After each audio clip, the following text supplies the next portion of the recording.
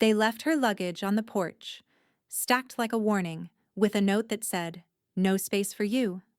Helen Reynolds, retired teacher and widow, didn't knock. Her daughter-in-law watched from behind the blinds. Her son stayed silent. By sundown, Helen had already filed the deed, locked the accounts, and removed both their names from her future. She had spent decades teaching others how to think. Now, she would show them what it meant to be underestimated.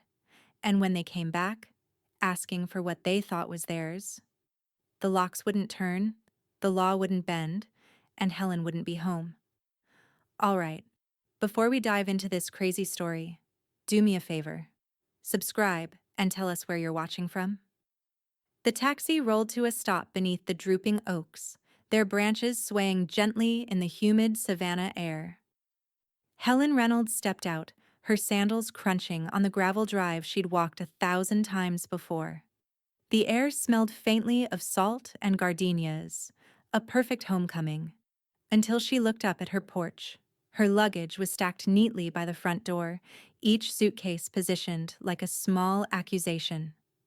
On top, a single white envelope fluttered against the breeze, pinned beneath her mailbox key. Helen's breath caught in her throat. She walked closer, slowly, as if approaching a wild animal that might bolt. The handwriting on the envelope was unmistakable, rounded, hurried with that telltale backward slant Amanda always used when she wanted to seem composed. "Stay away. No space for you." The words were short, but they hit like a slap. Helen stood perfectly still, her pulse quiet but steady. For a long moment, she listened, the cicadas whining, a lawnmower buzzing faintly down the street. Nothing else, no sign of life behind her own front door. Amanda's voice echoed in her head, smooth and dismissive. "It's our home now, Helen. You had your time." Helen exhaled through her nose, a slow, deliberate breath that leveled her spine. Then she turned the doorknob. Locked.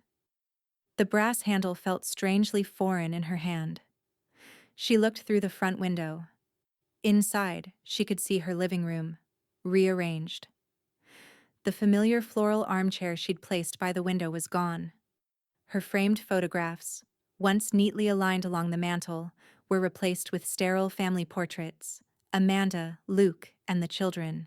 Her space, rewritten without her permission. A car door slammed down the street.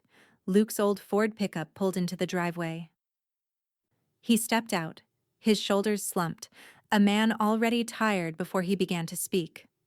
"Mom," he said softly, eyes flicking toward the note she still held.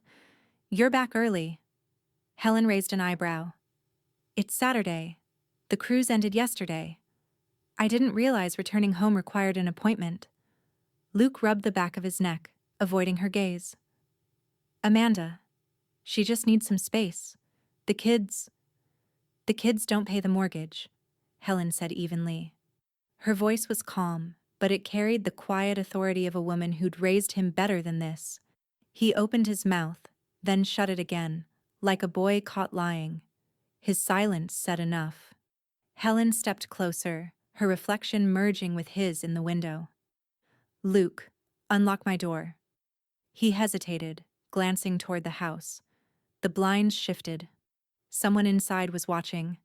Amanda, no doubt, calculating from the shadows. "I can't," Luke finally whispered. "Amanda's not comfortable."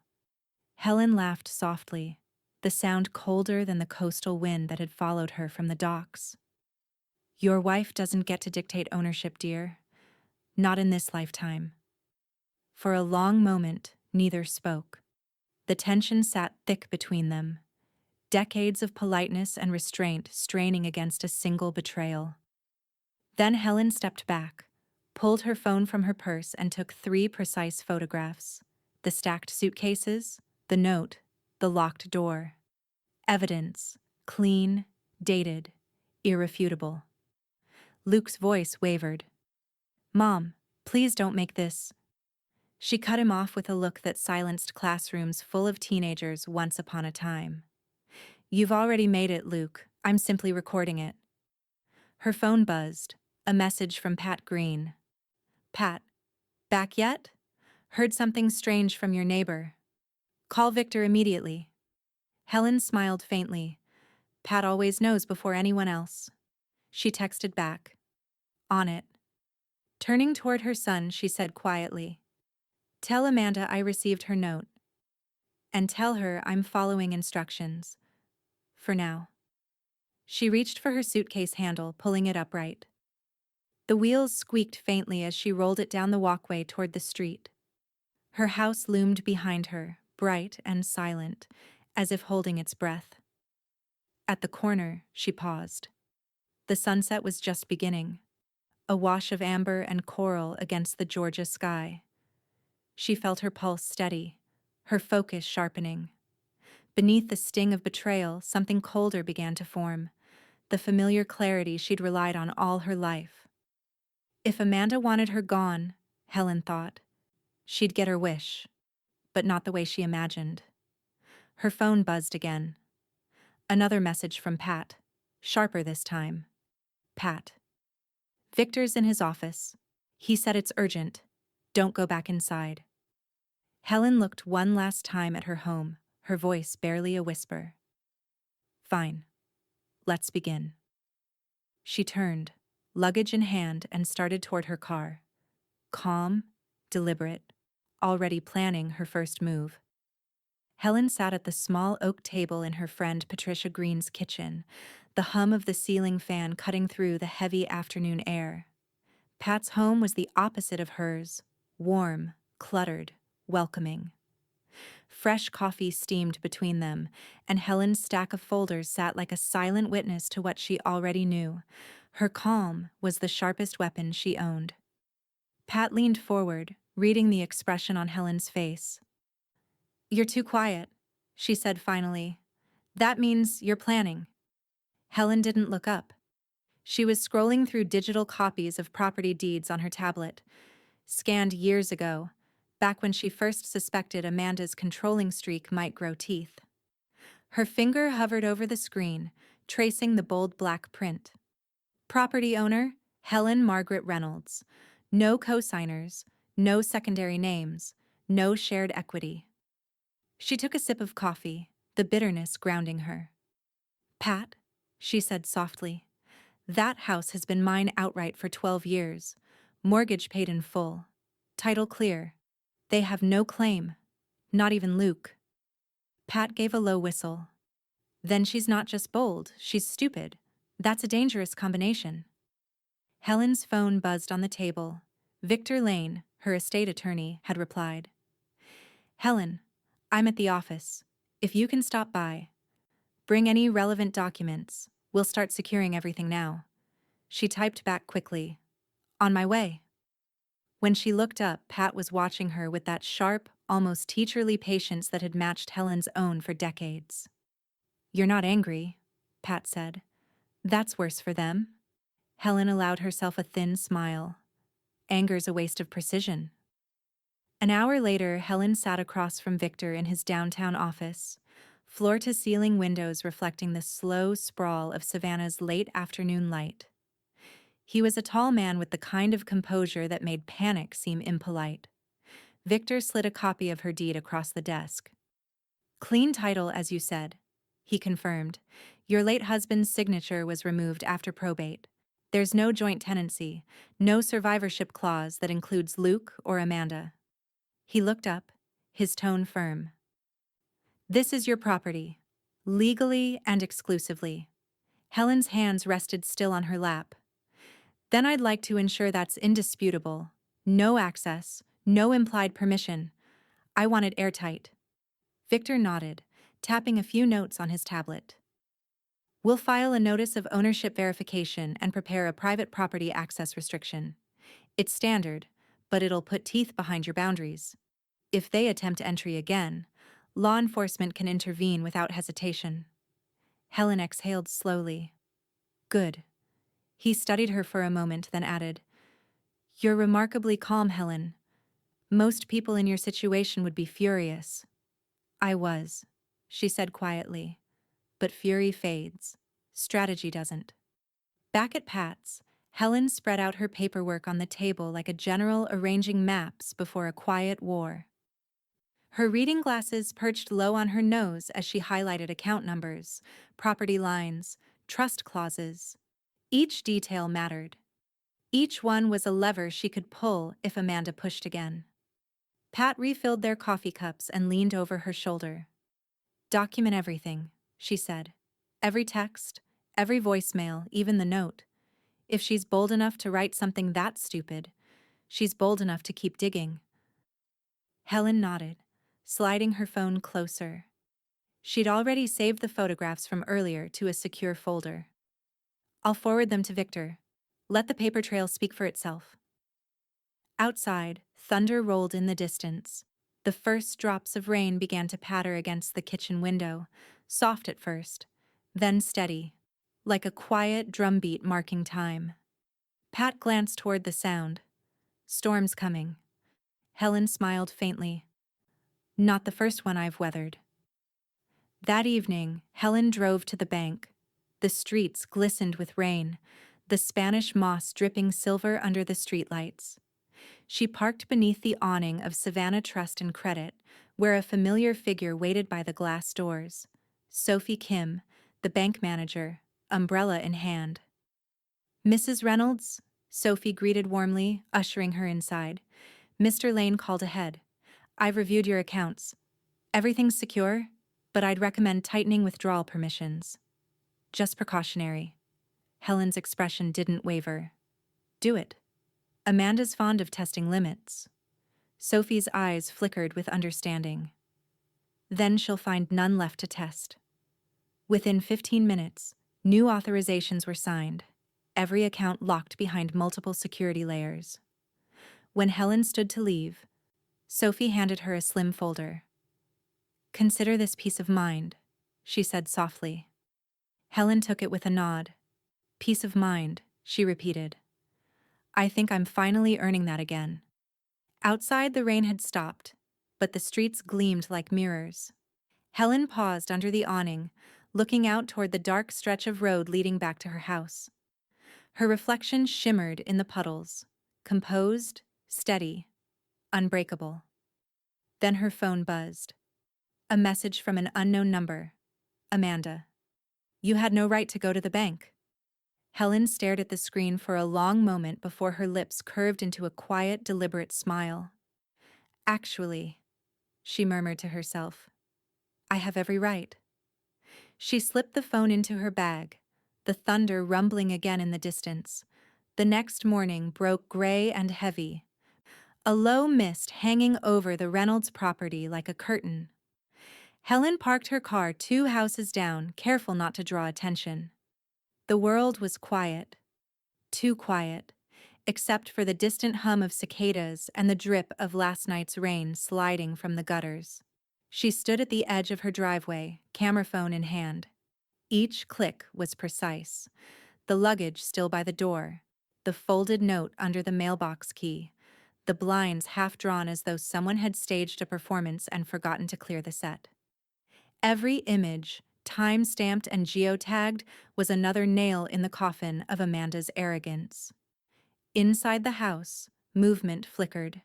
A silhouette passed by the kitchen window. Amanda. Even from this distance, Helen could recognize the brisk tilt of her chin. That self-assured walk of someone who believed she owned what she'd merely been allowed to touch.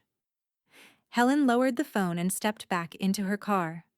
Her fingers flew across the screen. To Victor.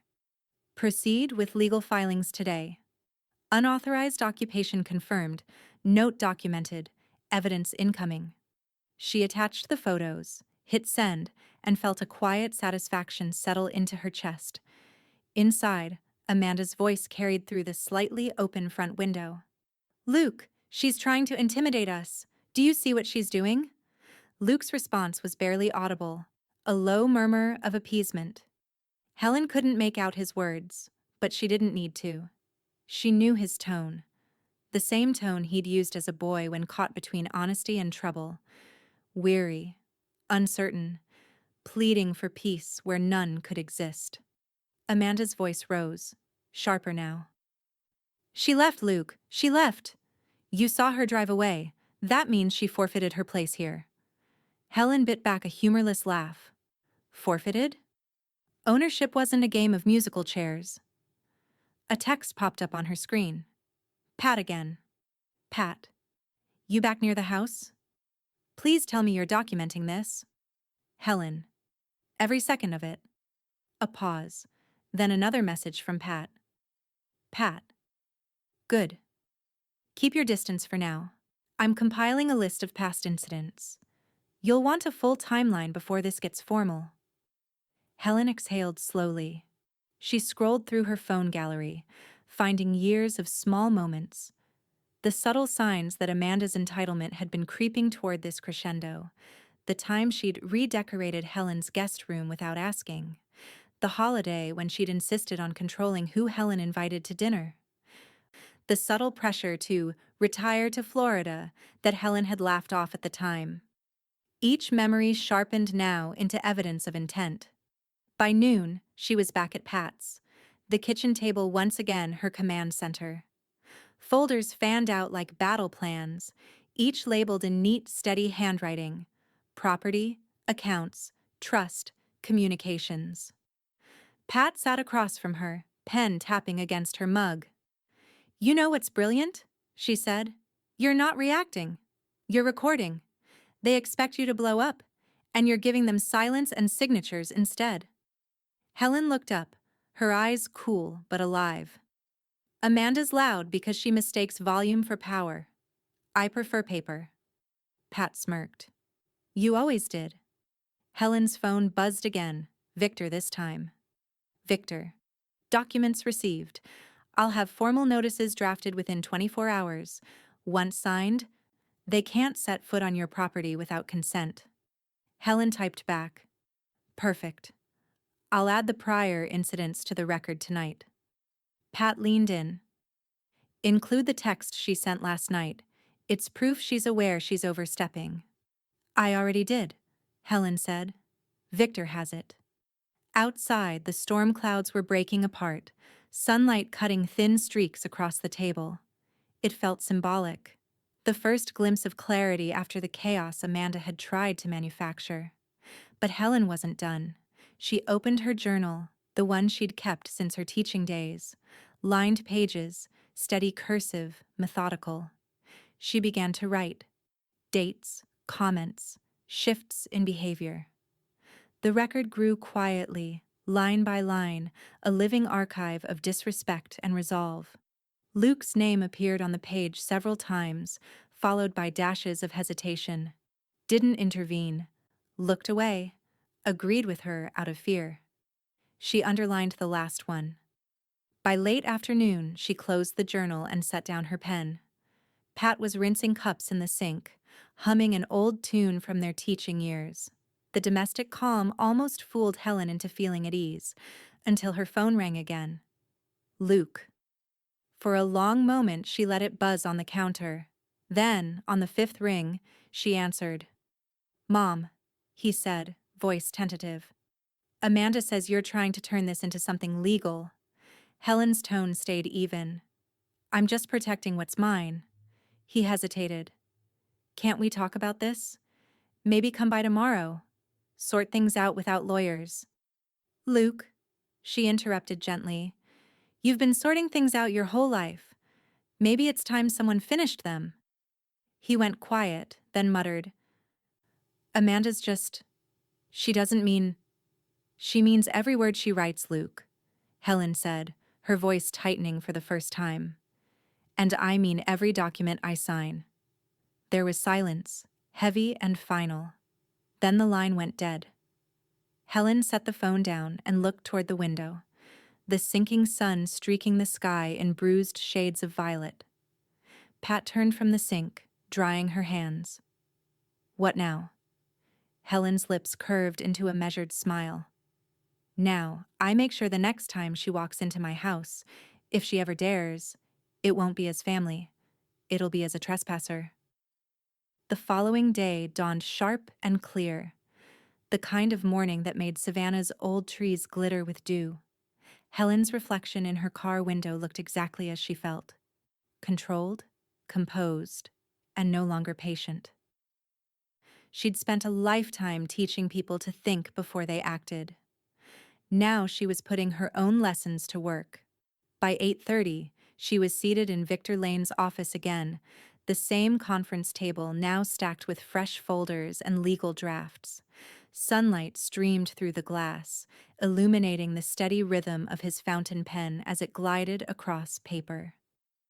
"These," Victor said, tapping a small pile of documents, "are your property access restrictions. Anyone not listed here, including your son and daughter-in-law, will be in violation if they enter or alter your residence. I'll file them with the county clerk today." Helen studied each line, her reading glasses perched low on her nose. "Good. And the bank?" "Already coordinated," Victor replied. "Sophie Kim confirmed she's activating the secondary verification layer.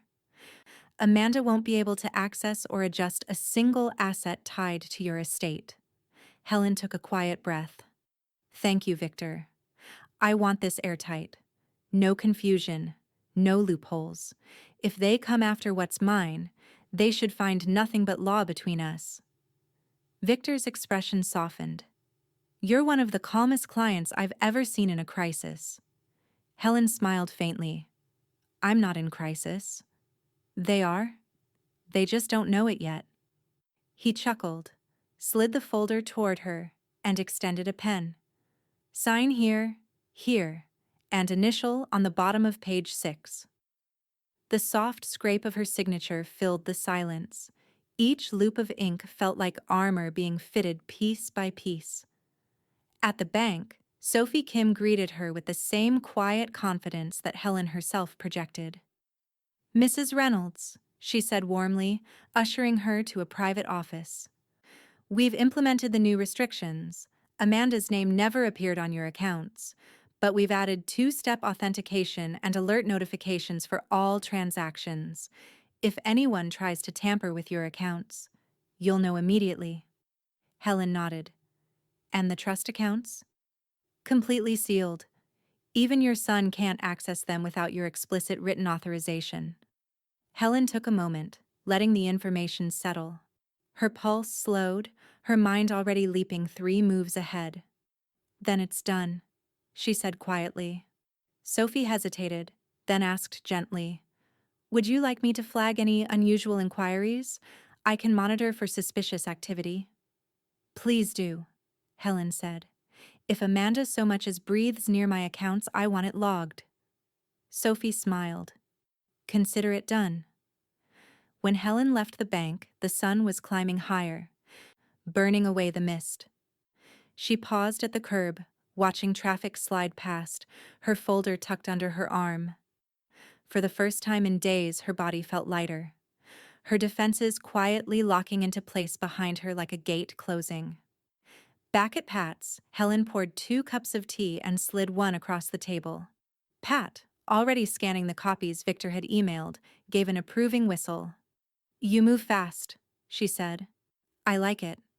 "Speed keeps people off balance," Helen said simply. "Amanda's expecting outrage, not signatures." Pat took a slow sip, eyes narrowing thoughtfully. "And Luke?" "He's the only part that still hurts," Helen admitted, her voice low. "But that's a separate problem. Right now, I'm protecting the ground under my feet." Pat nodded. "You've done that better than anyone I know."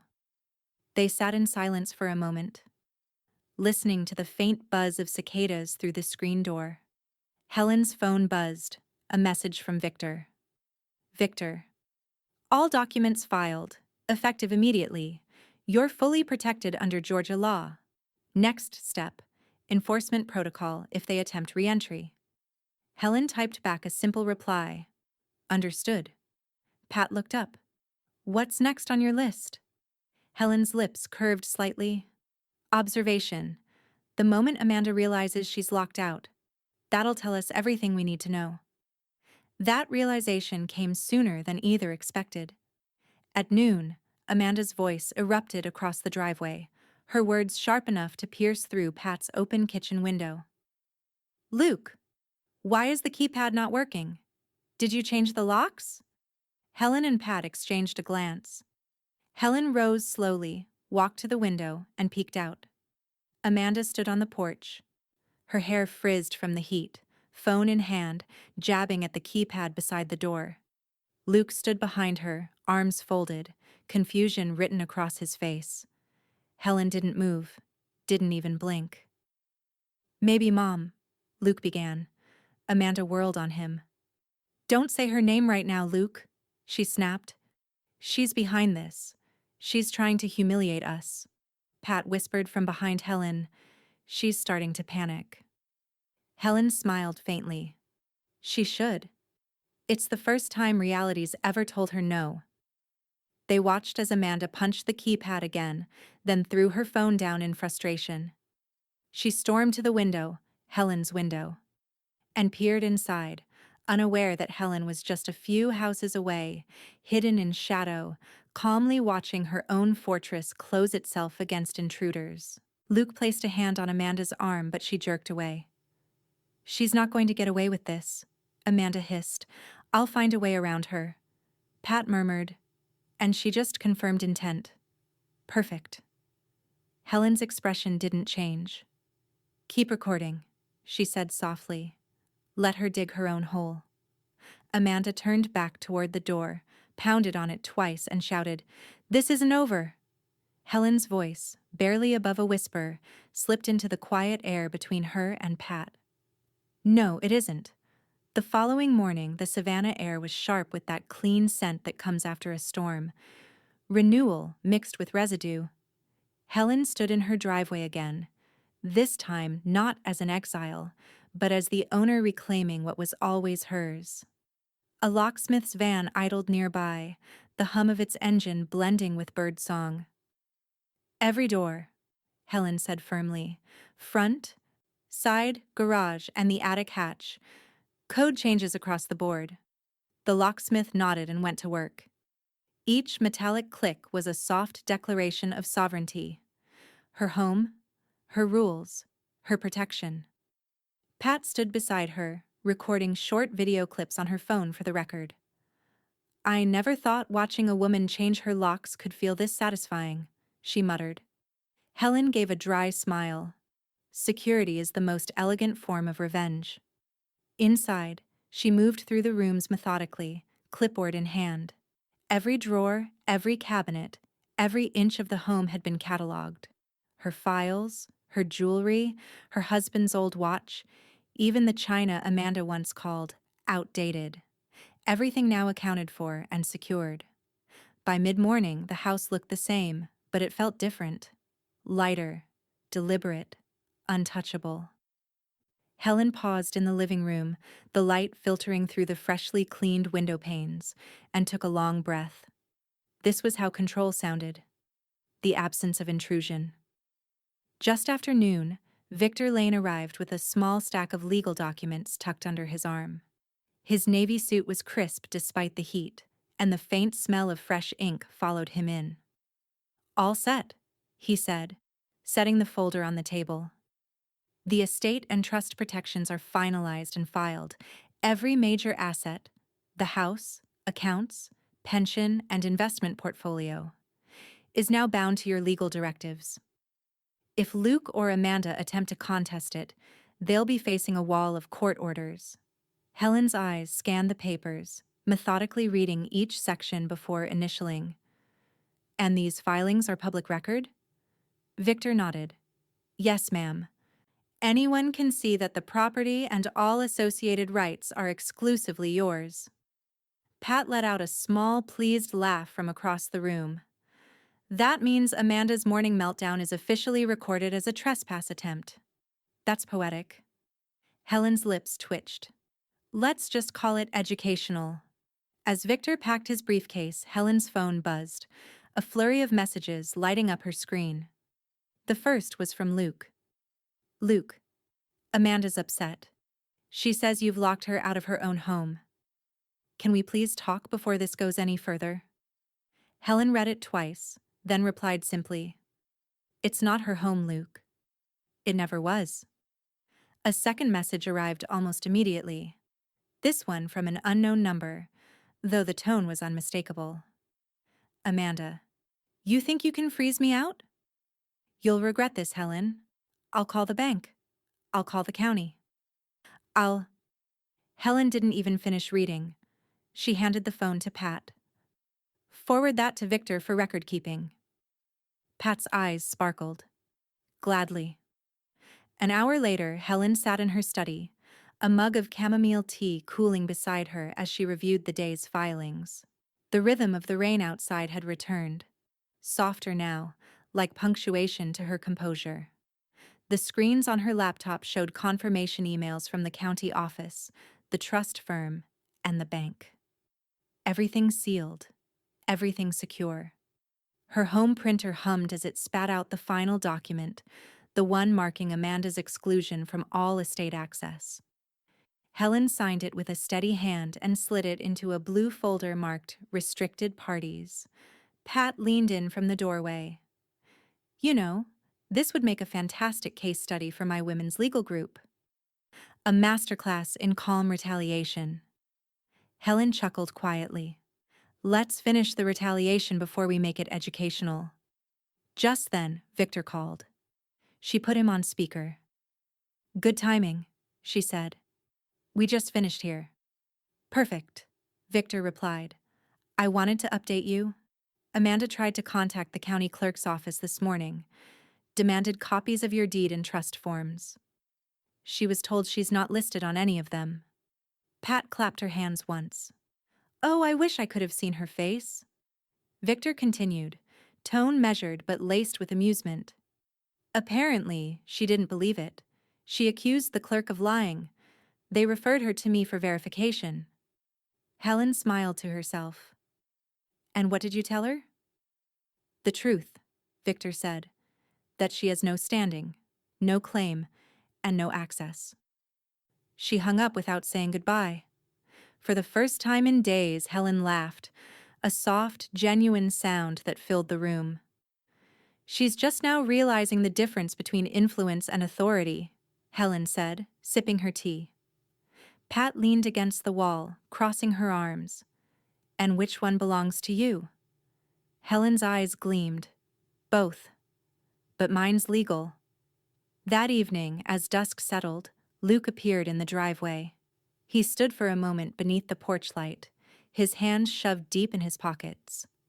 Helen watched him through the window but didn't move to open the door. She could see the conflict in his face, the realization that his mother's quiet strength outweighed every demand his wife had ever made. Finally, he turned away and walked back to his truck. Helen sat back, calm and steady, the paperwork neatly stacked beside her. Pat entered with 2 glasses of wine, her expression triumphant. To boundaries, she said, raising her glass. Helen met her toast. To enforcement. The next morning carried an odd quiet, not peace, but that taut stillness before a verdict. The mossy branches outside Helen's kitchen window glistened with dew, their shadows stretching long across the tile floor. She poured herself a cup of Earl Grey, the sound of the kettle filling the room like a small, steady heartbeat. On the counter, her phone buzzed. Sophie Kim, right on schedule. Morning, Mrs. Reynolds, Sophie began, her tone crisp but cordial. We've completed the financial audit you requested. Every account connected to your estate is clean. However, Helen's lips curved faintly. However, there were 2 login attempts last night. Both failed. The source? Your home network. Helen stirred her tea slowly. So, she's testing the walls. Testing, yes, Sophie said. Breaking in, no. We've implemented a new layer of encryption, multi-factor verification, and a security phrase only you and I know. I also moved your high-yield investments into a temporary holding trust. Even if she guessed the credentials, there's nothing left for her to see. Helen smiled. Perfect. Sophie hesitated before adding, I took the liberty of freezing any accounts that Amanda could theoretically access through Luke's linked payroll. That should prevent her from siphoning anything if she gets creative. Helen chuckled softly. You think the way I do, Ms. Kim. I just don't like bullies, Sophie replied, a rare edge in her voice. Helen ended the call feeling lighter, the kind of calm that came not from luck, but from control. She took her tea to the porch, the morning air warm and alive with the scent of magnolia and wet grass. Across the street, Luke's truck was parked haphazardly, the driver's door open. Amanda stood outside it, phone in hand, her gestures sharp and frantic. Helen didn't need to hear the words. The performance was obvious even from this distance. Inside the cab, Luke sat behind the wheel, shoulders hunched. Amanda paced the gravel driveway, her tone rising in anger. You need to talk to her, Luke. She's freezing us out like criminals. I did talk to her, Luke said quietly, voice muffled but weary. She's within her rights. Amanda froze, blinking at him in disbelief. Within her? Are you seriously taking her side? She owns the house, Amanda. She owns everything. I saw the documents. Victor confirmed it. Amanda's laugh was sharp and disbelieving. You're supposed to be my husband, not her errand boy. Luke ran a hand down his face, the motion slow and defeated. You started this.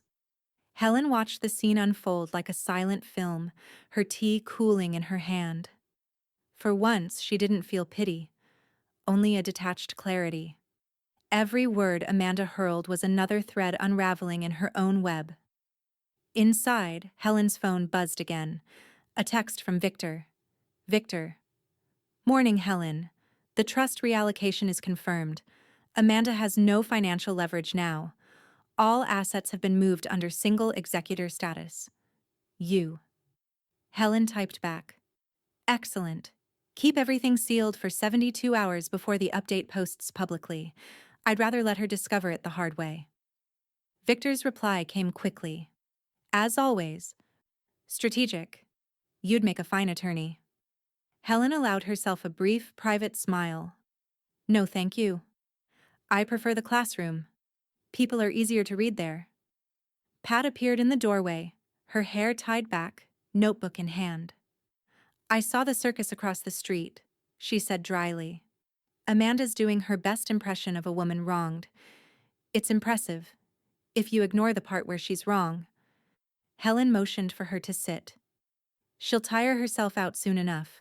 Entitlement burns hot, but not long. Pat flipped open her notebook. Victor just emailed me the new trust confirmation. Every box checked. You're legally fireproof now. Helen nodded, sipping her tea. Good. I like the sound of that. They sat for a moment in companionable silence, broken only by the distant sound of Amanda's voice carrying through the open air. Now sharp, now trembling. Pat set down her pen. You ever wonder what makes someone like that tick? Helen thought about it. Fear, she said at last, not of losing something, of realizing they never had it to begin with. Pat exhaled, nodding slowly. That's poetic, Helen. Practical, Helen corrected softly. She's not fighting me for ownership. She's fighting the truth. Outside, the shouting stopped. Amanda stormed back to the truck, slammed the door, and sped off. Gravel spit from the tires, dust rising in the air like smoke from a burned bridge. Luke lingered a moment longer before following her. Helen stood at the window, watching him go. She could almost feel his conflict pressing through the glass. The pull between blood and marriage, between comfort and conscience. She whispered, not unkindly, he'll learn. Maybe too late, but he'll learn. That evening, Helen and Pat sat by the fireplace with the day's paperwork spread across the coffee table. Final confirmations from the bank, the trust office, and Victor's firm. The room glowed in the amber light, quiet but alive with a current of victory. Pat poured 2 cups of chamomile. So, what now?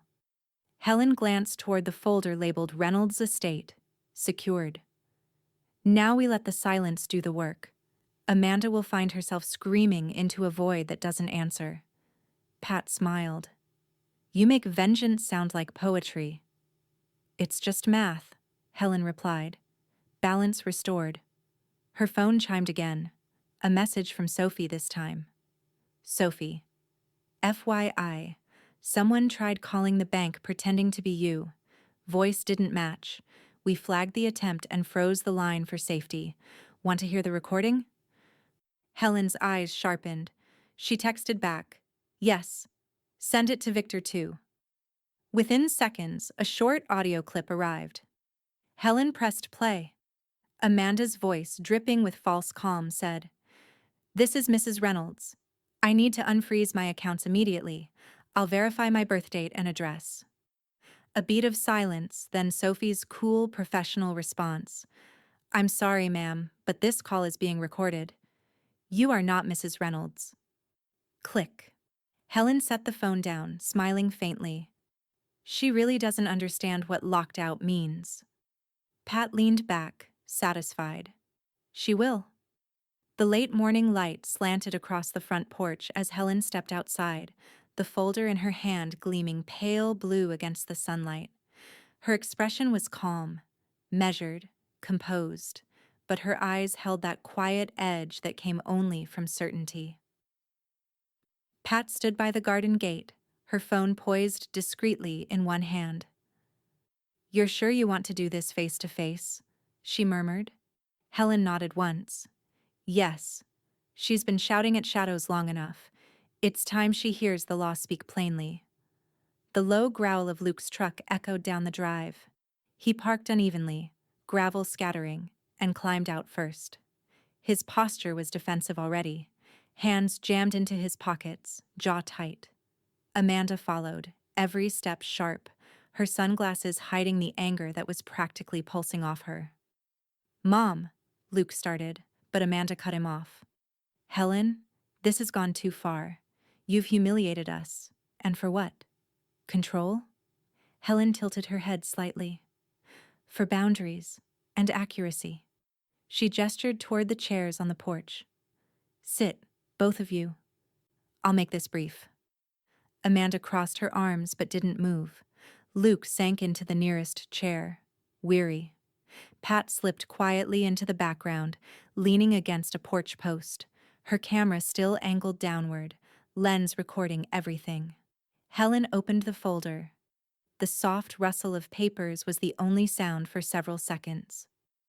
These, she said, laying out the documents one by one, are the property and estate protections filed with the county clerk, the bank, and the state trust office. They confirm what I've already told you. This house, and every account tied to it, is solely mine. There are no co-signers, no tenants, no shared rights of any kind. Amanda scoffed. You can't just... Helen raised a single hand, the motion small but commanding. Amanda, I can. I have. And I did it through the courts. Not the kitchen table. Luke looked down at his hands, the knuckles white. She's right, Amanda. I saw the paperwork. Amanda turned to him, incredulous. So you're siding with her now? Your mother just threw us out of our home. Helen's tone stayed even, each word clipped with precision. Correction. I removed unauthorized occupants from my property. You chose to live here without my consent. That choice has consequences. Amanda's face flushed red, her voice cracking under the strain. You think you can cut me off like this? You're not the only one who can call a lawyer. Helen's lips curved, almost kindly. Then do. And when your attorney reads the filings Victor Lane submitted yesterday morning, they'll explain to you that there's nothing left to contest. It's all legal, final, and enforceable. You may wish to avoid perjury by claiming otherwise. Amanda froze. Her hand twitched toward her phone, but even she seemed to realize the futility of reaching for it. Luke's eyes flicked toward Victor's name on the paperwork, printed in clean black ink like the signature of inevitability. Helen leaned back slightly, her voice dropping softer. But the softness carried more weight than shouting ever could. You've mistaken generosity for weakness. I tolerated disrespect for too long because I wanted peace for my son. But peace doesn't mean surrender. Luke's head lifted at that. For a moment she saw a flicker of understanding in his face. A boy remembering the steady woman who'd raised him, the one who always taught that fairness had teeth. Amanda's voice trembled now, anger giving way to something closer to fear. You can't. I can, Helen said quietly, and I already have. Behind them, Pat moved closer to the porch steps, speaking softly but clearly. For the record, I've documented this entire exchange. It'll go into the file Victor requested, just in case anyone questions today's civility. Amanda spun toward her. You're filming this? Pat smiled faintly. Documentation, dear. It's what grown-ups do when someone throws tantrums on other people's property. Luke rubbed his forehead. Amanda, let's just go. No, she snapped, voice rising again. She can't win like this. Helen stood, the folder still in her hand. This isn't about winning, it's about truth. You broke trust. I reinforced boundaries. That's all. For a long moment, no one moved. The cicadas droned somewhere in the distance, and the scent of lemon balm drifted from Helen's garden. Clean, sharp, unyielding. Finally, Amanda grabbed her purse from Luke's truck seat and stalked back toward the driveway. You'll regret this, Helen, she spat. You'll die old and alone, surrounded by paperwork. Helen watched her go, unflinching. Better paperwork than parasites, she said quietly. Luke hesitated, torn in the middle of the porch steps. Mom, he said, voice cracking slightly. I never wanted it to get this bad. I know, Helen replied. But you let it. He opened his mouth to respond, then stopped. A flicker of guilt passed over his face before he followed Amanda down the drive, his figure shrinking beneath the bright Savannah sun. Pat stepped beside Helen, her voice low. You didn't flinch once. Helen took a slow sip of tea from the cup she'd set aside earlier. Still faintly warm. Why would I? They're just now realizing the fight ended before it began. Pat exhaled a quiet laugh, shaking her head. You've turned serenity into a weapon. Helen smiled slightly. It's the only one they can't see coming. 2 days later, the Savannah air carried that deceptive softness that follows a storm, humid, sweet, and heavy with silence. Helen sat in Victor Lane's office again, her posture straight but unhurried, a glass of water sweating on the polished wood beside her. Across the table, Victor arranged 3 thick folders, each sealed with color-coded tabs. His precision always calmed her. It made every move feel inevitable. This, he said, tapping the first folder, finalizes the trust updates. Your assets are now divided among 3 tiers: personal, charitable, and reserve. You'll maintain full executor control until your passing, and afterward, everything transitions directly into the Helen Reynolds Foundation, just as you requested. Helen smiled faintly. No family beneficiaries? None, Victor confirmed. Luke and Amanda were formally removed as contingent inheritors. It's ironclad. Pat, seated on the sofa behind them, let out a low whistle. Clean, brutal, beautiful.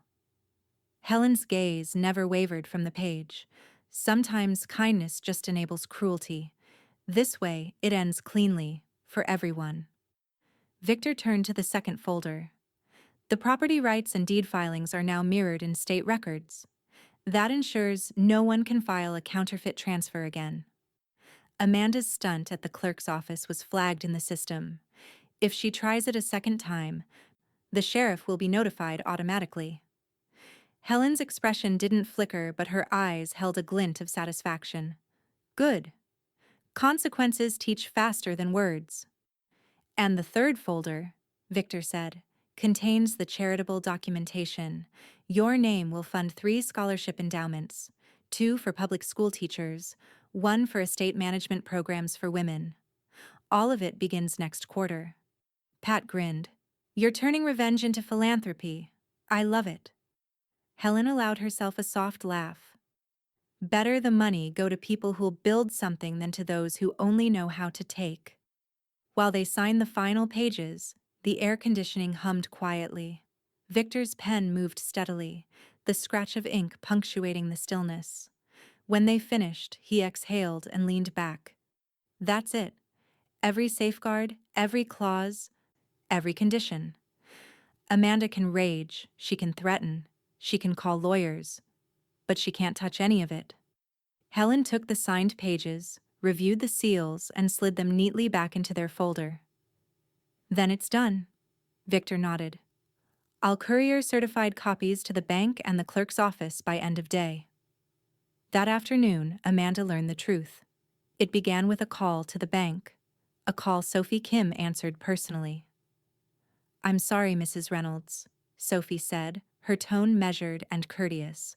But, as we've explained before, only Helen Reynolds has access to these accounts. Your name does not appear anywhere in the system.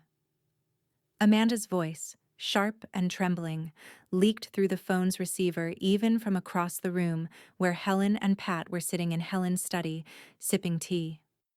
Pat had her phone on speaker, recording. That's impossible, Amanda shouted. I've been managing the bills for months. I understand, ma'am, Sophie replied coolly, but you've been managing them with Helen's permission, not authority. There's a difference.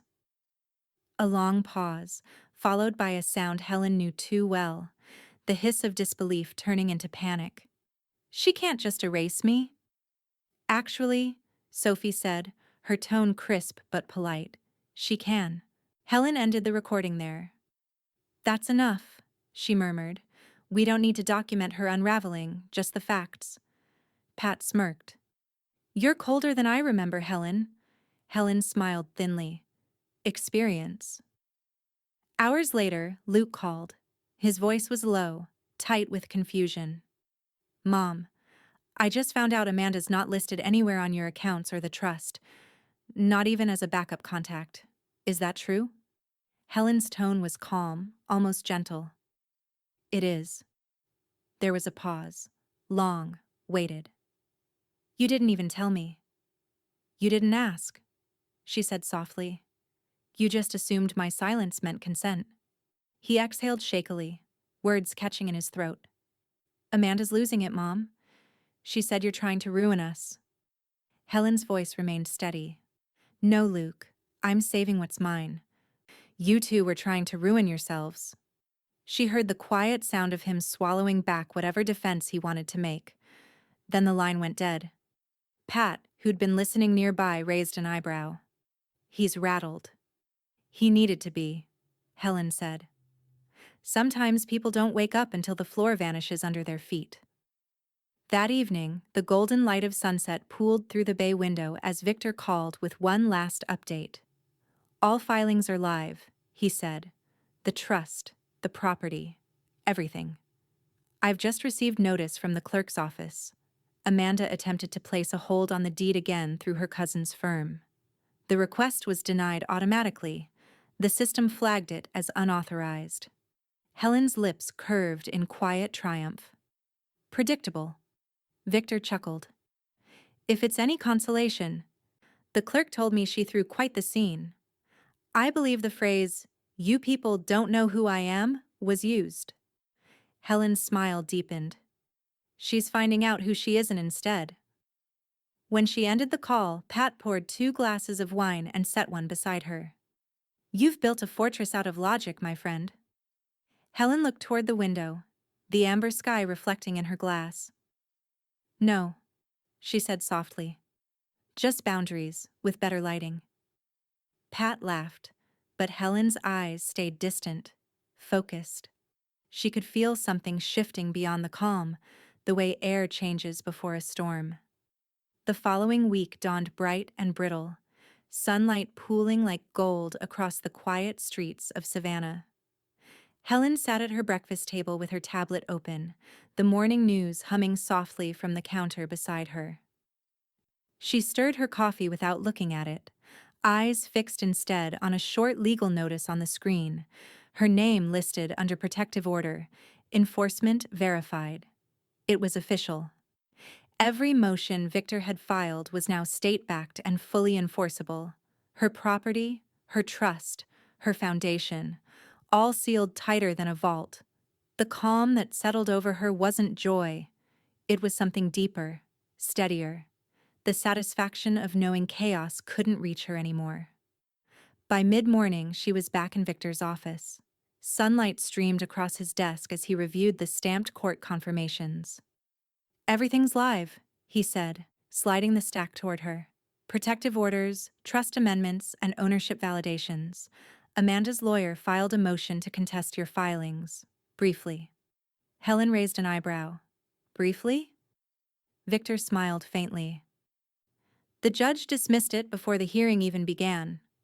Lack of standing, lack of evidence, lack of everything, really." Pat, seated across from them, grinned. "So, she walked into court with empty hands?" "Empty and loud," Victor said dryly. The clerk reported that she accused the judge of bias and stormed out before the ruling was read. Helen's mouth curved. "That sounds like Amanda. Volume over logic." Victor chuckled. "I've seen people lose before, but rarely so publicly. The dismissal will hit the online records within 24 hours. Once that happens..." He trailed off, letting the implication hang. Helen finished it for him. "Everyone will see exactly how weak her position was." At the bank, Sophie Kim was already one step ahead. When Helen arrived, she greeted her with a small conspiratorial smile. "Mrs. Reynolds," she said, sliding a report across the desk, "all accounts are secure.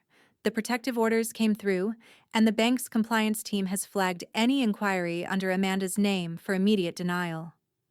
Helen flipped through the pages. Each account showed identical status notes. Access restricted. Primary authorization, Helen M. Reynolds only. "Perfect," Helen murmured. Sophie leaned forward slightly.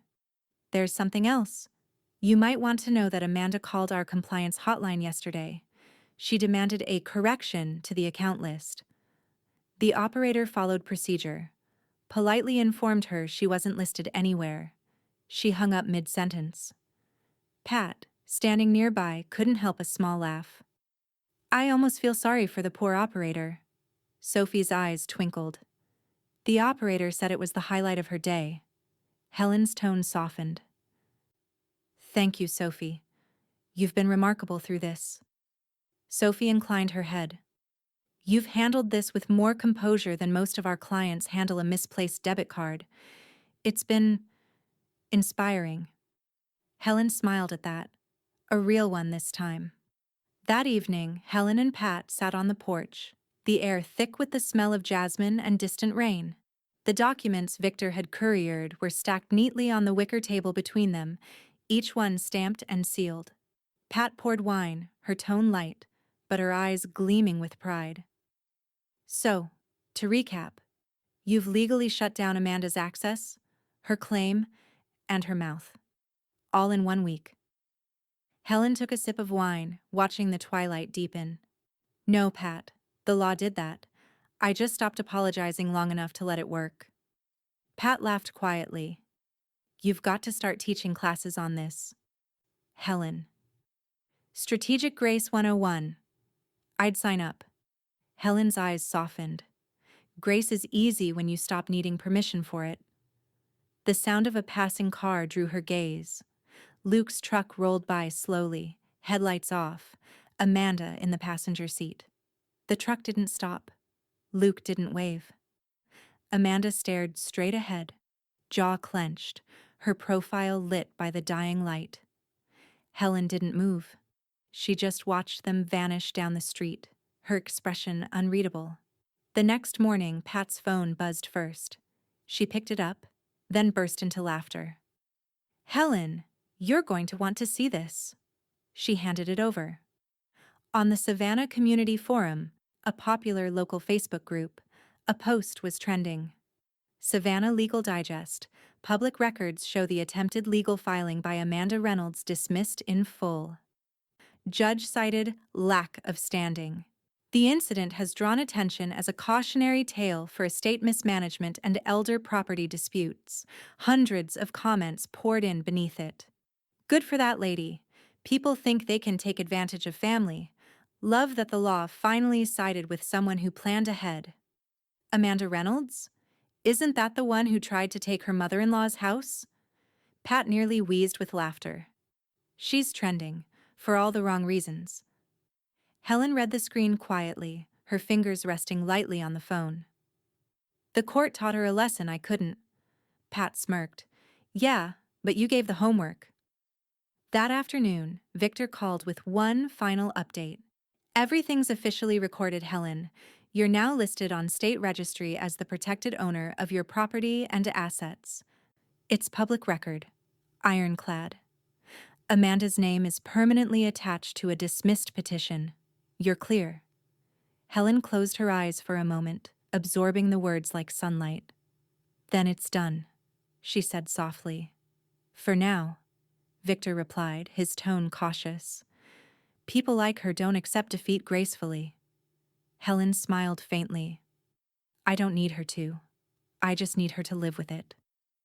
That evening, as dusk fell, Helen stood at her mailbox retrieving the day's letters. Among them was an unmarked envelope. No return address, just her name printed in careful block letters. She opened it under the porch light. Inside was a single photocopy of her trust filings, her own documents. Scrawled across the bottom in red ink were 5 words.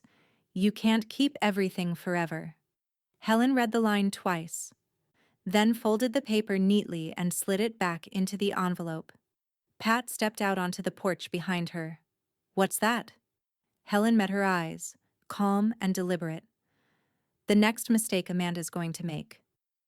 By Saturday afternoon, the tension that had hung over the neighborhood for weeks began to thin, replaced by the quiet hum of cicadas and the faint scent of honeysuckle from Helen's garden. The house that once echoed with anxiety now breathed again, calm, restored, under her complete control.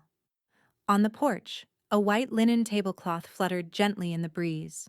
2 porcelain teacups gleamed in the sunlight, beside a plate of lemon scones still warm from the oven. Pat sat across from Helen, fanning herself lazily with the morning paper. You know, Pat said with a grin, I never thought tea could taste this much like victory. Helen smiled, her posture relaxed but regal. It's not victory, she said softly. It's equilibrium. Pat raised an eyebrow. You and your words. Most people would call it payback. Payback implies noise, Helen replied, stirring her tea. This. She gestured toward the house, the manicured garden, the quiet. Is silence. That's rarer. That's better. She reached for the blue folder resting on the side table, the one stamped with the seal of the Chatham County Clerk. Inside were the documents Victor had filed, the property verifications, the trust protections, and the legal confirmation of Amanda's dismissed challenge. Everything bound, notarized, and permanent. Helen flipped through the pages with methodical precision. No appeals, no pending actions, she murmured. Victor's team verified yesterday. The protective order is now coded in both state and federal systems. She can't even file a proxy claim. Pat took a slow sip of tea, studying her friend. So it's done. Really done. It's permanent, Helen said. And permanence is the kind of peace she'll never understand. Across the street, Luke's truck sat idle at the curb. Amanda was in the passenger seat again, her arms crossed, her gaze fixed on the porch. Helen didn't need to turn her head to know they were watching. She could feel the weight of Amanda's stare, sharp and small, like a pebble thrown against a glass. Pat noticed too. You think she'll ever stop looking this way? No, Helen said simply. Some people only understand peace when they're shut out of it. Pat chuckled softly, then reached for her phone. I'm going to text Victor. Tell him your fortress is holding. Helen smirked. He'll be pleased. She leaned back, letting the warm savannah air wash over her. Somewhere down the block, a lawnmower droned faintly, and children's laughter floated from a yard nearby. Normal sounds, honest ones. It had been a long time since her home had sounded like this. Inside, Helen's phone buzzed on the dining table, a message from Victor himself. Victor. Afternoon, Helen. Just finalized the final trust notation with the State Archive. It's official. All documents are permanent, and no appeals are possible. You're untouchable now. Helen typed back. Thank you, Victor. It's nice to live without the sound of footsteps behind me. A moment later, another reply appeared. Victor. You've done something remarkable. You turned a legal defense into an art form. Helen's lips curved slightly. Art is discipline, Victor. That's all this was. She set the phone down and reached for her tea again. Pat looked over from her chair. You're thinking, she said. I always am, Helen replied. But lately, it's not about what they'll do next. It's about what I'll build next. Pat smiled, soft and proud. That's the Helen I know. Always building. Helen's eyes lifted toward the horizon, where the marshland shimmered under the afternoon sun. I think I might expand the foundation. Add a financial literacy wing. Women should know how to protect what's theirs before someone tries to claim it. Pat grinned. Call it the Reynolds method. Helen laughed quietly. Maybe. Across the street, Amanda's voice carried faintly through the open window of the truck. Look at her, Luke. Sitting there like she's queen of the block. Luke said nothing. He stared down at the steering wheel, guilt etched into every line of his face. Amanda huffed, gripping the door handle. We'll see how long she stays queen when people stop buying her saint act. Helen caught the faint sound and smiled to herself. Still fighting a battle that's already over, she murmured. Pat tilted her head. What's that? Nothing, Helen said. Just the sound of someone learning what peace costs.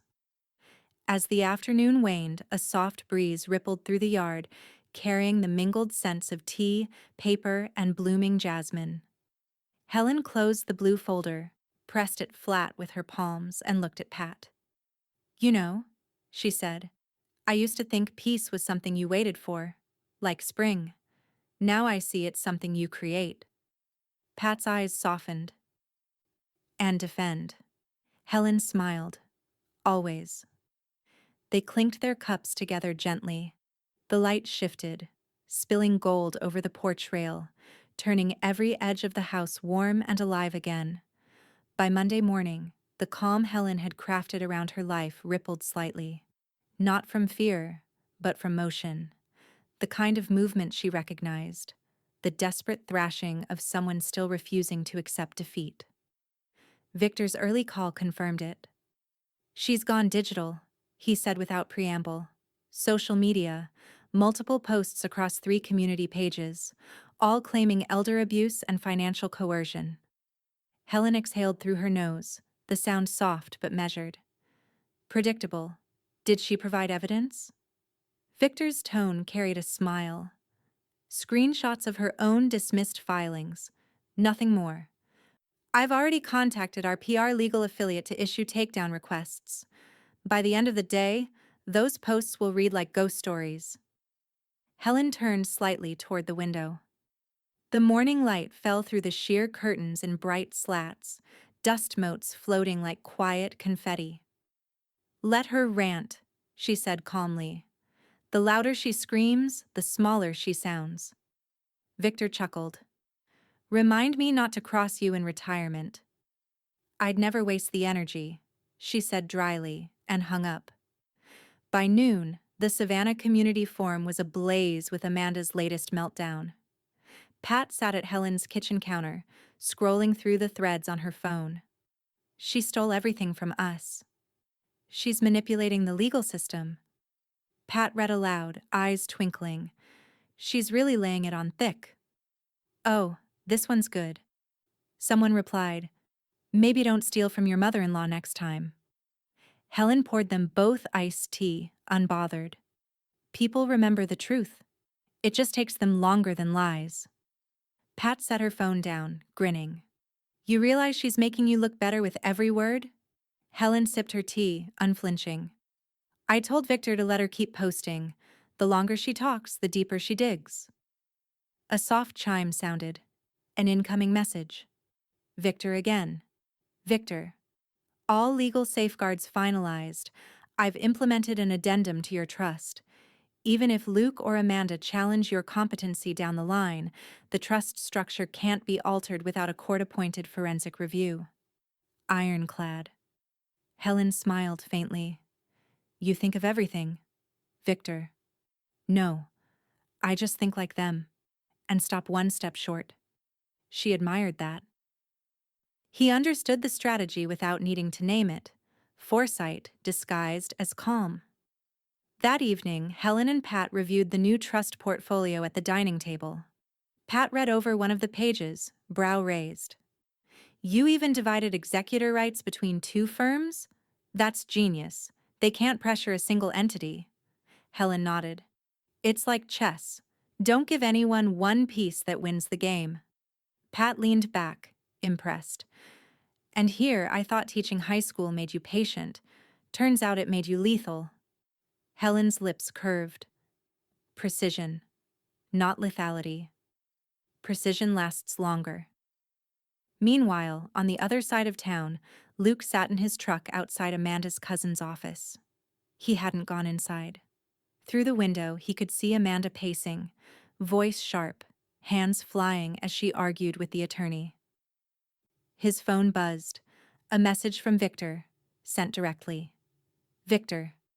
Mr. Reynolds, as your mother's counsel, I'm informing you that any attempt to represent your wife's interests in Helen Reynolds' estate constitutes a conflict of interest.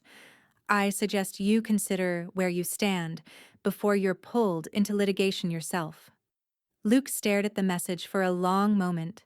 The weight of it settled like a stone in his chest. For the first time, he truly understood how untouchable his mother had become. Inside the office, Amanda slammed a file shut. Her cousin spoke quietly, but Luke caught fragments through the glass. No grounds. Binding protections. You'll lose more if you keep pushing. Amanda's eyes met his through the window, blazing with resentment. But beneath the fury, there was something new. Fear.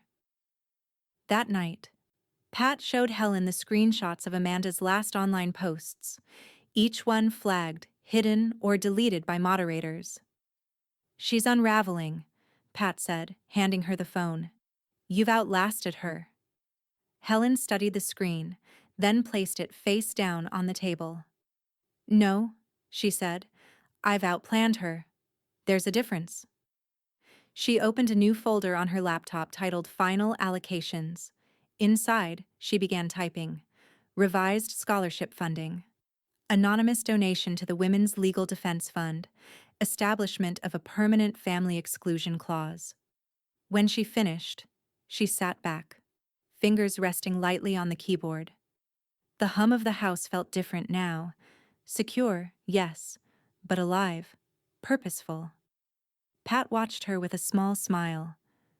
You're not just closing doors anymore, she said softly. You're building rooms only you hold the keys to. Helen met her gaze, expression thoughtful. That's how peace stays permanent. Outside, Luke's truck rolled slowly past the house. The headlights caught the corner of Helen's fence, the one Amanda had once insisted needed repainting. He lingered there for a moment, watching the lights in the kitchen, before finally driving off into the night. Helen didn't look out the window. She didn't have to. She could feel the shift in the air, the moment when realization replaces pride. The first message arrived on a Tuesday morning, as Savannah woke to the kind of heavy, sun-soaked quiet that only comes after a stretch of emotional weather. Helen was arranging papers on her dining table, the faint scent of lavender oil drifting through the open window. Her phone buzzed once, then twice. Amanda. Helen, I think we should talk. For Luke's sake. She didn't answer. A minute later, another ping. Amanda.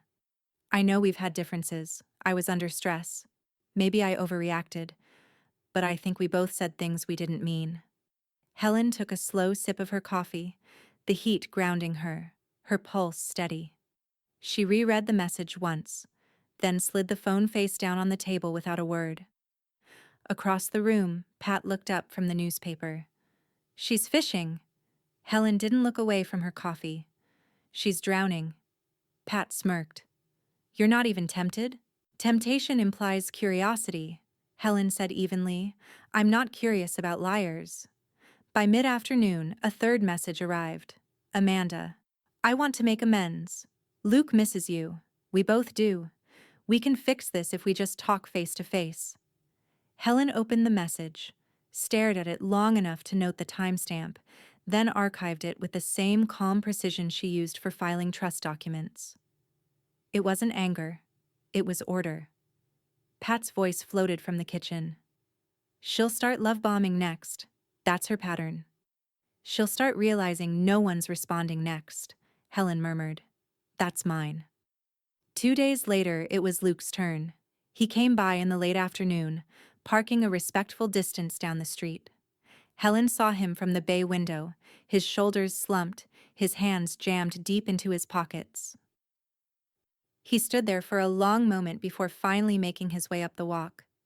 When she opened the door, she didn't smile, but she didn't close it either. Mom, he said quietly, almost to the floor. I didn't come here to argue. I'm listening, she replied. He looked older somehow. The lines around his eyes deeper, the confidence that used to fill his voice stripped bare.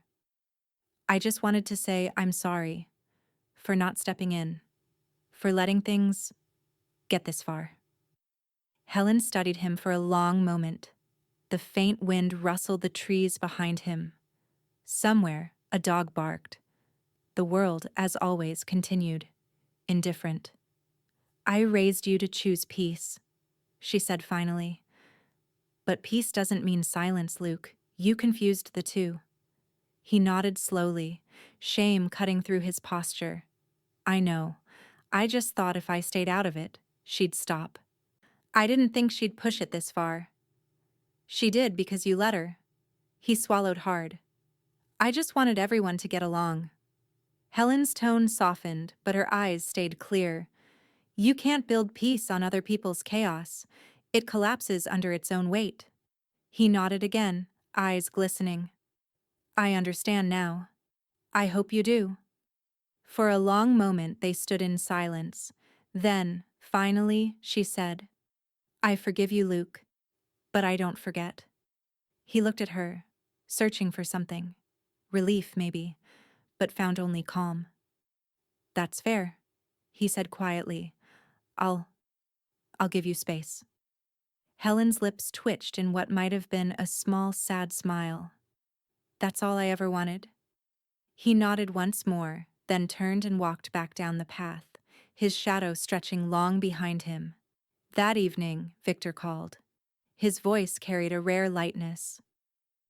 All the filings are officially permanent. Federal confirmations came through this morning.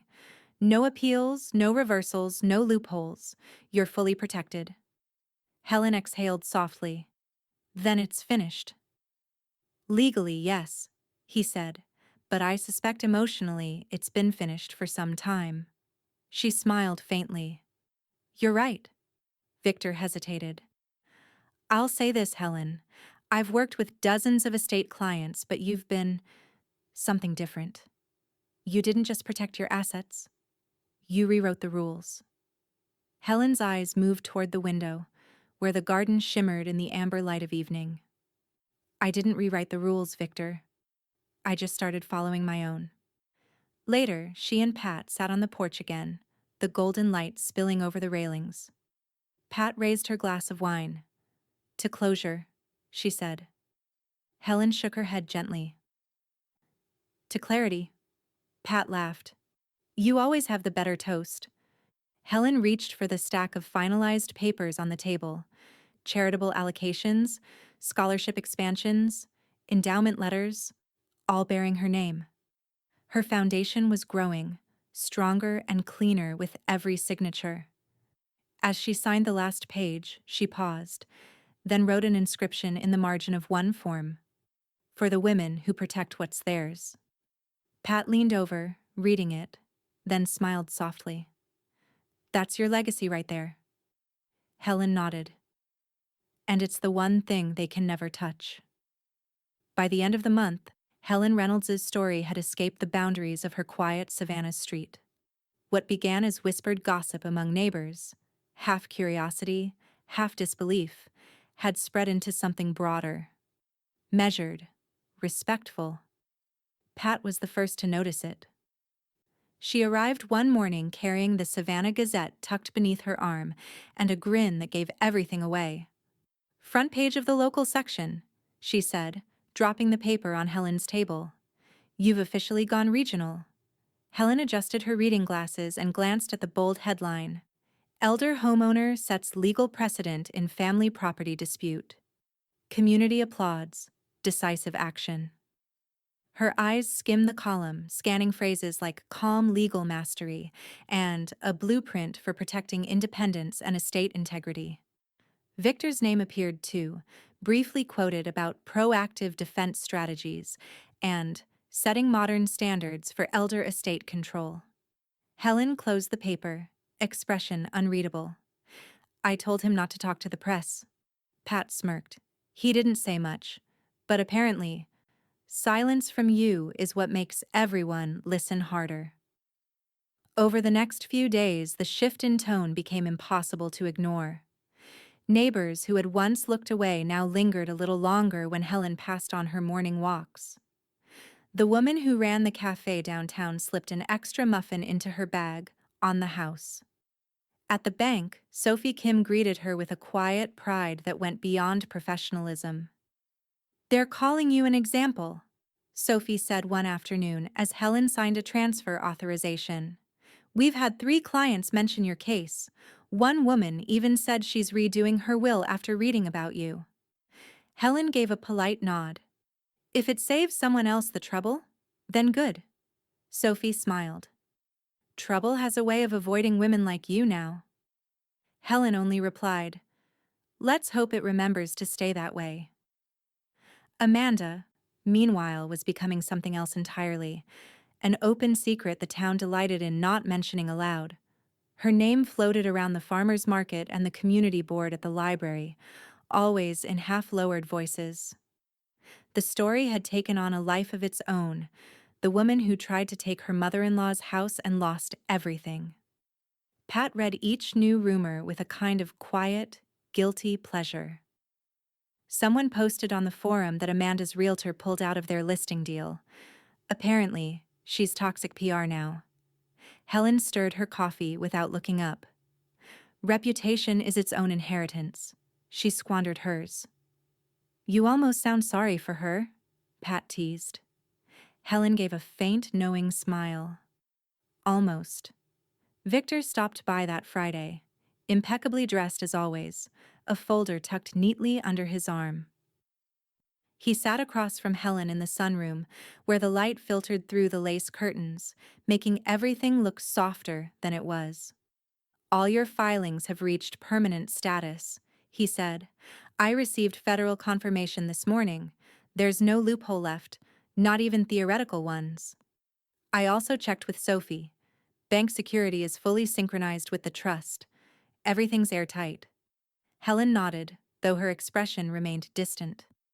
Thank you, Victor. I never expected to become anyone's case study. He smiled.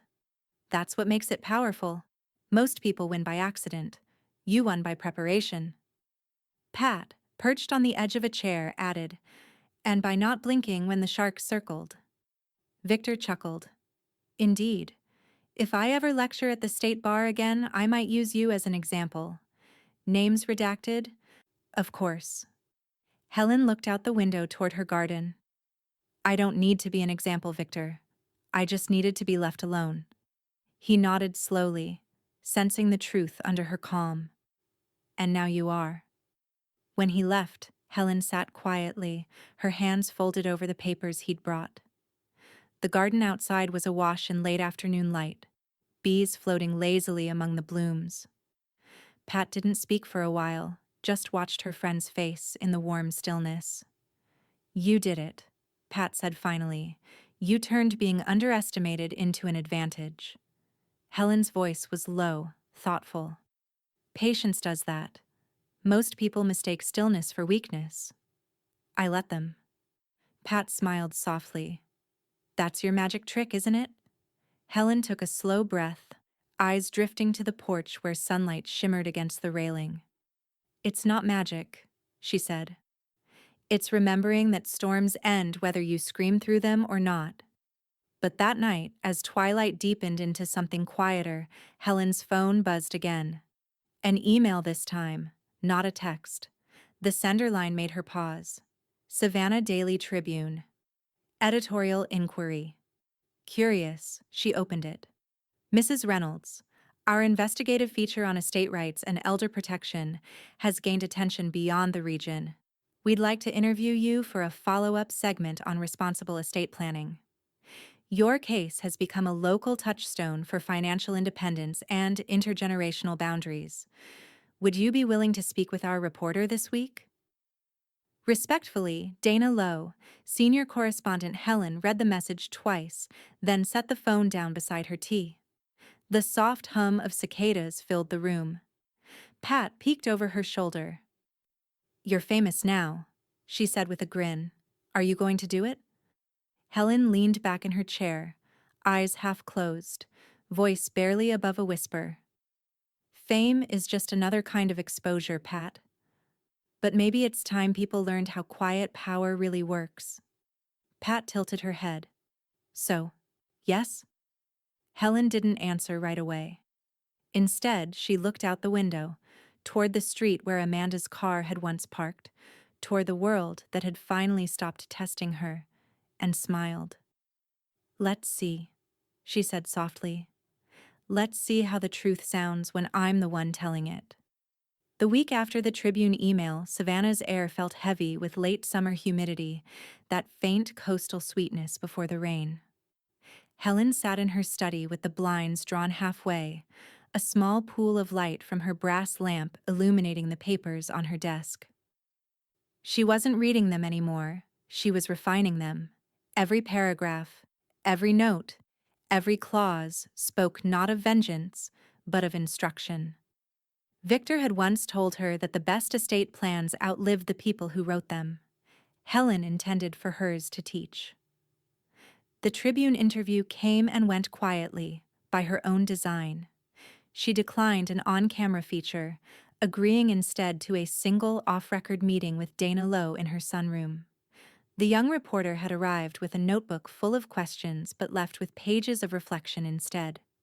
Helen spoke not about the scandal or the betrayal, never about Amanda by name, but about foresight, ownership, and the quiet dignity of preparedness.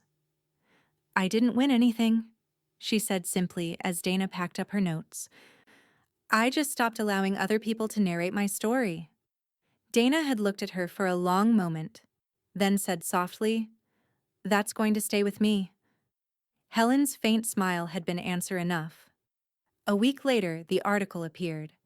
Not a headline, not a feature, but a thoughtful column buried midway through the Sunday edition under Opinion and Reflection. It carried no photos, no sensationalism, just the simple title, What We Owe Ourselves, A Lesson in Boundaries.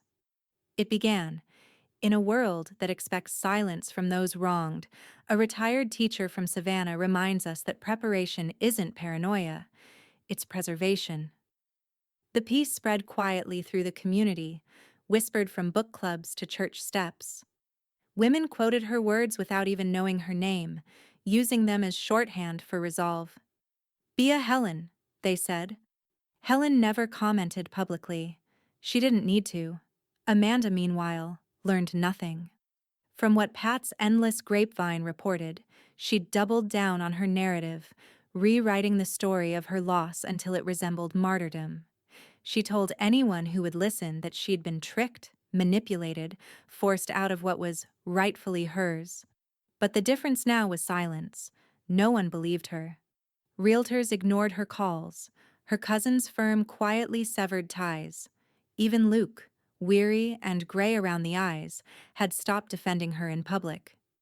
Pat relayed all this one evening over tea, sitting across from Helen on the porch as the cicadas screamed in the trees. "She's exhausting herself," Pat said. "It's like watching someone argue with gravity." Helen poured more tea into their cups. "Let her. Some people need to be tired before they understand peace." Pat smiled. "And Luke?" Helen's gaze drifted toward the street. "Still trying to be neutral? It's his way of hiding the regret." "You're not going to reach out?" Helen shook her head. "Forgiveness doesn't require participation." The sun sank lower, turning the porch gold. Pat placed a small porcelain dish of lemon cookies between them and raised her cup. "To new traditions," she said. Helen clinked her cup gently against hers. "And to better students." Pat laughed. "You're still a teacher, even when you're not trying to be." Helen's eyes softened. "Teaching never stops. It just changes subjects." She reached for the folder beside her, marked Future Allocations, and slid it open. Inside were outlines for the next phase of the foundation: micro grants for single women over 60, a scholarship for financial law students specializing in elder protection, and a program pairing retired teachers with estate attorneys for educational seminars. Pat read over her shoulder. "You're building an army." Helen smiled faintly. "No, a legacy, the kind that makes entitlement obsolete." As dusk bled into night, the porch filled with the rhythmic hum of summer insects and the faint clink of teaspoons. Helen gathered the signed pages into a neat stack, sealing them with her habitual precision. Pat leaned back in her chair, sighing contentedly. "You ever think about how this all started? A single note on your doorstep. 'Stay away. No space for you.'" Helen looked toward the darkened garden, her voice low and calm. "And now every inch of this space answers to me again." Pat smiled, shaking her head. "You didn't just reclaim a house, Helen. You reclaimed yourself." Helen considered that, the weight of it settling quietly between them. Maybe. Or maybe I just remembered who I was before they forgot. Later that night, Helen sat alone at her desk.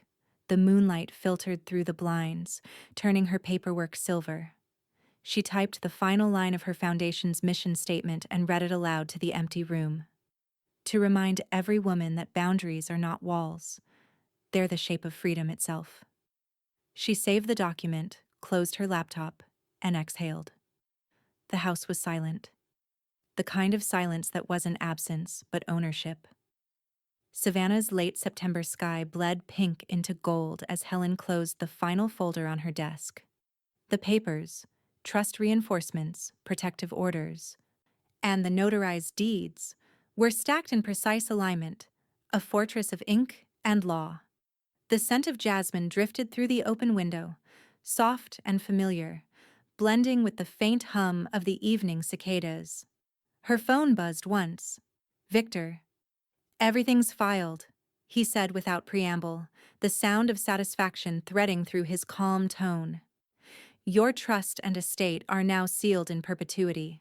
No court, no proxy, no next of kin can alter or revoke them. Even I can't without your direct consent." Helen smiled, a small curve of triumph that didn't reach her eyes. "Good. I like when permanence behaves the way it should." He hesitated before adding, "I've also confirmed with Sophie. Every asset has been updated under your foundation's legal entity. Amanda and Luke's names are erased from every system, not dormant." "Erased." "Then this chapter," Helen said quietly, "is officially closed." Victor's voice softened. You understand you've created something rare, Helen. Most people fight to win. You built to endure. She let the compliment hang in the air before replying. Winning is momentary. Endurance. Her voice lowered slightly. That's strategy with patience. He chuckled lightly. You always were the sharpest client I've had. When the call ended, Helen exhaled and looked around the study. The walls glowed with late-day sunlight, the warm orange of dusk painting over every framed photograph she'd chosen to keep. No clutter, no ghosts, just deliberate choices. Pat arrived minutes later, as she always did when something final was worth marking. She carried a bottle of chilled Riesling and a look of triumph. Tell me we're celebrating the end of this saga, she said, stepping into the kitchen. Helen nodded, pulling 2 crystal glasses from the cabinet. Everything's filed, stamped, and logged. Victor says it's unchangeable. Pat grinned. So that's it? You're officially untouchable? Helen smiled faintly. Untouchable sounds dramatic. I prefer undisturbed. Pat poured their wine. Too undisturbed. They clinked glasses, the sound delicate, almost ceremonial. Outside, the wind rustled the magnolia leaves, carrying with it the faint scent of salt from the nearby river. You know, Pat said, settling into the armchair across from her. When this started, I thought you'd break. Most people would have. Helen studied the swirl of pale gold in her glass. That's the problem with most people. They react. I waited. Pat smiled. Strategic patience. Helen nodded. And precision. For the first time in months, the house felt wholly hers. No trace of intrusion, no lingering anxiety in the air. Even the silence had changed. It was thicker now, comforting, like a blanket folded neatly over the edges of her life. She wandered to the porch, glass in hand. The lights from the street lamps flickered on one by one, washing the neighborhood in soft amber. Across the street, Amanda and Luke's old house, rented out now, vacant for weeks, stood dark. A for-lease sign leaned slightly in the yard, swaying in the evening breeze. Helen didn't linger on it. She didn't need to. Some ruins didn't require revisiting. Victor called once more, later that night, his voice smoother than usual. One last confirmation, Helen, he said. The court clerk finalized the filings electronically and mailed hard copies to your safe deposit box. The law's on your side for good this time. Helen set her wineglass down, a small smile playing at the corner of her mouth. Then it's over. It's yours, Victor corrected. She paused, letting that distinction settle, then replied, That's the only ending worth having. After they hung up, she sat back, letting the stillness press around her. Every battle she'd fought had ended here. In control, not in chaos. Later, she found Pat in the living room, her feet tucked beneath her as soft jazz played from the old record player. The faint hum of Ella Fitzgerald filled the room, low and honeyed. Pat raised her glass. To the teacher who gave the world a lesson in quiet revenge. Helen smiled. Revenge implies destruction. I prefer order. Pat laughed. Of course you do. They sipped in silence for a while, the house breathing softly around them. Helen glanced at the stack of finalized papers on the table, proof of everything she'd rebuilt, and felt something she hadn't in a long time. Not victory, not relief, just peace. The kind that came when every door was locked by choice. When Pat left, Helen stood at the window, the moon rising slow and pale over the marsh.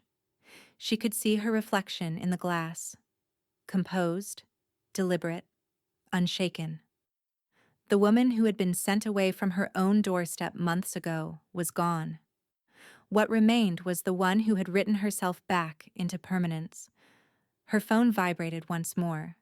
A late notification from the security app. Just the system confirming what she already knew. All locks engaged. All entries sealed. She smiled to herself, quiet and satisfied. Then she reached for her journal and wrote a single line beneath the day's date. Patience is precision waiting for its moment. She closed it, set it aside, and let her gaze drift back toward the darkness outside. For the first time in months, no one was coming. No messages, no lawyers, no battles. Only the sound of wind and the steady rhythm of her own heartbeat. Finally, her own again. Helen exhaled, slow and deliberate, then murmured the words that ended it all. They left my bags at the door. I let 911 handle the rest and secured everything else in one calm, decisive sweep. And with that, she turned off the light. The house held steady, silent, sovereign.